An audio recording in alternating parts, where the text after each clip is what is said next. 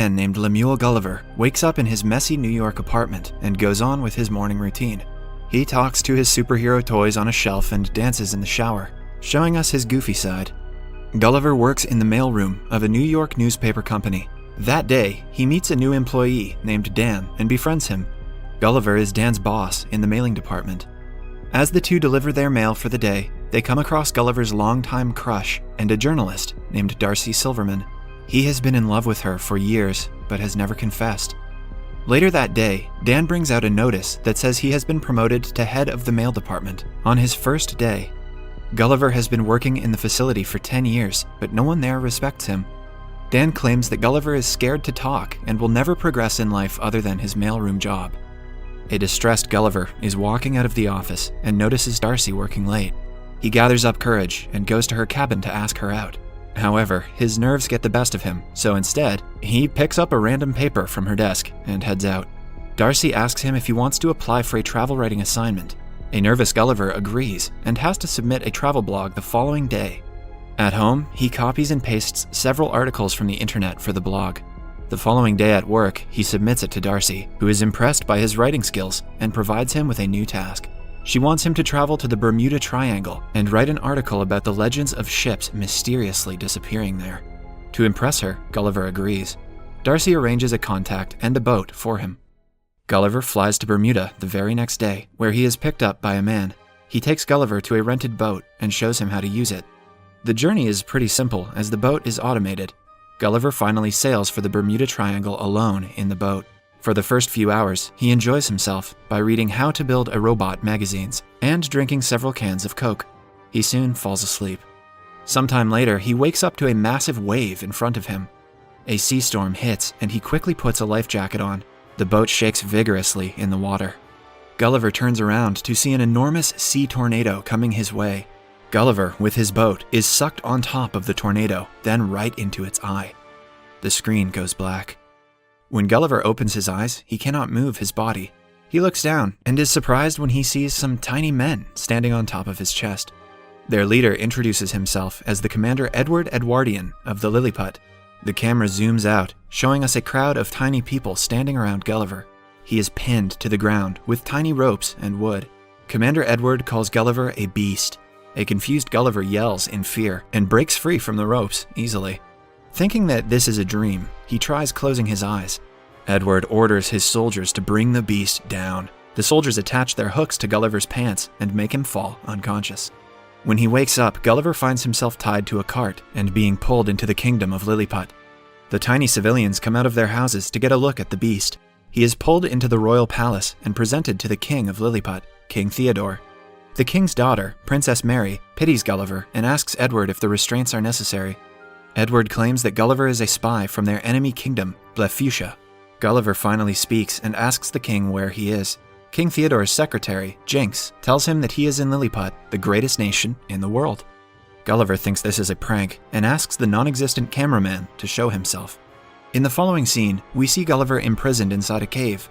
He meets a fellow prisoner named Horatio, who was sentenced to life by Edward for trying to court Princess Mary. The two are approached by Edward again, who listens to them referring to him as lame-ass. When an angry Edward threatens to imprison them for life, Gulliver claims lame-ass means someone who is brave. Happy with the answer, Edward takes both the prisoners to a field to plow it with the help of Gulliver's strength. He restrains Gulliver with a machine. Just then, 2 rings of a bell are heard from the palace, indicating that Blefuscia has attacked. They are trying to kidnap Princess Mary and have started a fire at the palace. Edward quickly runs to the palace and orders everyone not to save the princess, as he wants to be the one to save her. But Horatio asks Gulliver to do it, because Edward can't reach her on time. Gulliver easily takes the Blefuscian soldiers down and saves the princess, but the king and his secretary are stuck in the fire. Gulliver, in a hurry, urinates on the building. Everyone claps for him when he stops the fire and saves King Theodore. The king removes him and Horatio from imprisonment and thanks Gulliver for his bravery. He also invites everyone for a feast at night to celebrate the occasion. Edward is furious to see someone else being praised for their bravery. At the feast, the king asks Gulliver where he is from, and he answers he is from Manhattan. The people assume that Gulliver was the president of Manhattan, as he is the bravest one there. Gulliver feels like a hero for the first time in his life, so he fabricates the story, claiming he was known as President the Awesome. Everyone believes him, except for Edward. The following day, the people of Lilliput build a massive home for Gulliver, with all the facilities he couldn't get when he was in New York. Gulliver also makes them build a theater to fit everyone in the kingdom. Then, he shows them a drama of the sinking Titanic, claiming it to be the story of his life. Everyone is amazed by the tragic life that he has had. Edward inquires how he was saved after drowning, and Gulliver claims that he was resuscitated.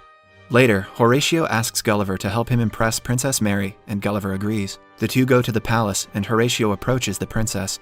A hidden Gulliver recites the lyrics of the song Kiss, making Horatio repeat it.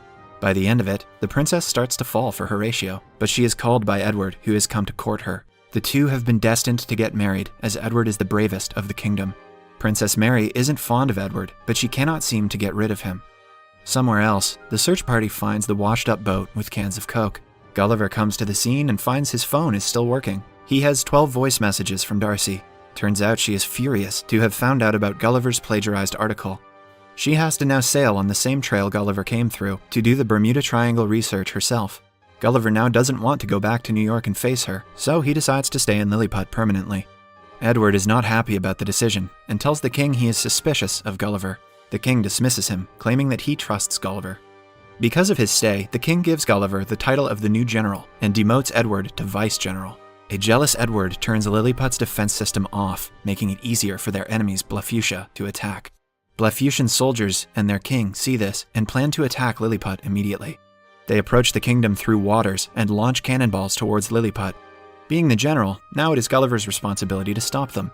He nervously steps into the water and starts to splash it around. The cannonballs do not work on Gulliver, who is massive compared to them. Eventually, he defeats the Blefuscians and becomes the savior of Lilliput. The people from Lilliput fulfill all of Gulliver's wishes. They even build a model of Times Square so he would feel at home. They change their clothing to match that of Gulliver's. Soldiers are appointed to cut his hair and give him massages. One night, Edward barges into the princess's chamber. He claims that it is his right to come in any time because he courts the princess. The princess finally reveals that she doesn't love him and doesn't want him to court her anymore. An angered Edward leaves for Blefuscia to ask for help from their king. Edward's men have found the Build Your Robot book Gulliver had on the boat. The Blefuscian king agrees to help him build a robot using the book to battle Gulliver. Some days later, Gulliver is at the model Times Square. When the bells of the palace ring, suggesting an invasion, Gulliver gets ready to battle tiny people, but is surprised when a huge robot being operated by Edward stands in front of him. Edward challenges him for a duel. Gulliver has no way out but to accept. He tries to push the robot, but it is way stronger than him. It picks Gulliver up with his pants and makes him accept defeat. Gulliver also confesses that everything he said about him being the president is a lie. The king and the princess are surprised to have been betrayed by him. Edward sends Gulliver to a forbidden place called the Island Where We Dare Not Go as a punishment. When Gulliver is left there, he is picked up by a giant little girl. Turns out the island is the home of giants. The girl thinks Gulliver is a toy and keeps him in her Barbie house, dressing him in girly pink clothes. Meanwhile, back in Lilliput, Darcy's body washes up on the shore. Gulliver has told everyone that Darcy is his princess back home, so Edward recognizes her and imprisons her. She meets King Theodore and his queen in the prison, who have been captured after Gulliver's defeat. Horatio sees this and decides to travel to the Island Where We Dare Not Go to get Gulliver back. He is minuscule on the island and manages to reach Gulliver safely. The little girl's dollhouse also has a skeleton of a dead U.S. Air Force pilot. Gulliver uses the parachute to escape and fly back to Lilliput. He first goes to meet Darcy in the prison and confesses that he has a crush on her. She forgives him for plagiarizing the article and seems to be opening up to him. Gulliver has decided to challenge Edward for a duel. He doesn't want to prove his bravery anymore, but genuinely wants to help Lilliput. The following day, the two stand before each other, ready to battle. Gulliver wants Edward to give the kingdom back to King Theodore if he wins, but if he loses, Edward will destroy the kingdom altogether. The two fight, and Edward overpowers him within seconds. Horatio runs to help him and manages to get inside the robot. He defeats Edward from inside, eventually depowering the robot. After that, Gulliver easily manages to defeat it, and the crowd erupts in cheers. Even Darcy celebrates the win.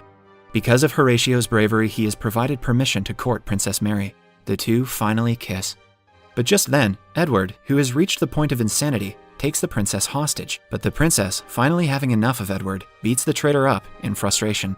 Darcy then kisses Gulliver for the first time. The Blefuscian king and Theodore are about to initiate the war again, but Gulliver stops them. He successfully helps to make peace between the rival island nations by reciting Edwin Starr's War, and finally he, along with Darcy, return to New York City on their repaired ship. Cut to a few weeks later, Gulliver has left the mailroom job and is a travel writer now.